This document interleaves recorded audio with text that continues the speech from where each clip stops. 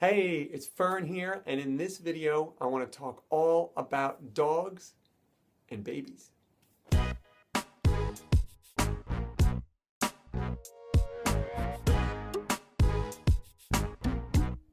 Okay, so I got a question here today.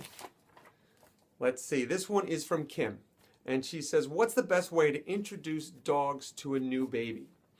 Okay, now this is very important that, I want you guys to think about this before all of a sudden you're giving birth. A lot of people call me right before they're about to give birth and they didn't put any thought in their dog and how we're going to do things. So I like to have a little think about this beforehand so we set everyone up to succeed. So the first thing you have to remember is your dog socialized to babies? Have they encountered them? Have they met them? If the answer to that is no, there's going to be an adjustment period. There's going to be an adjustment period no matter what. But specifically if your dog is not used to that stimulus, they sound weird, they cry, they make noises, they smell different. So your dog is going to go through a period of adjustment.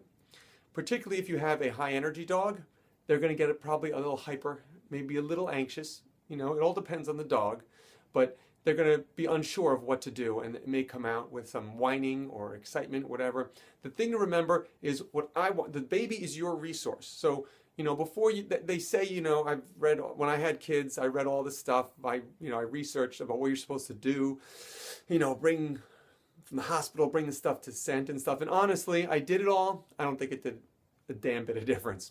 The thing is, once you get the baby home, here's where the work starts. So no matter where you're at, once you get the baby home, remember the baby is your resource. And I don't want to let my dog near my resource when they're in anything but a calm state of mind. So I want my dog to meet the new baby, but I don't want them to meet them in an aroused or excited state of mind, because dogs make dumb decisions when they're aroused or excited, and they make good decisions when they're calm. And I want the baby to be a trigger for calm behavior. So if we can exercise your dog first, get the edge off, let them, experience being in the room with the baby, but they don't get to interact at all. They don't get to go near the baby until they're calm. Once they're calm, then I want some sniffing to happen. Your dog learns about the world through his nose. So we want them to go sniff and check it out. But I want them calm by the time they hit the baby, so they'll make good decisions, especially if the baby giggles or cries, they don't get startled. But it's going to be an adjustment period, usually like 2 or 3 days of your dog trying to figure out, what is this new thing here? Is it for me? Is it, so they finally figure out, okay, this is kind of what it does. It's really not for me. It's just part of this world. And then they get to kind of an acceptance period.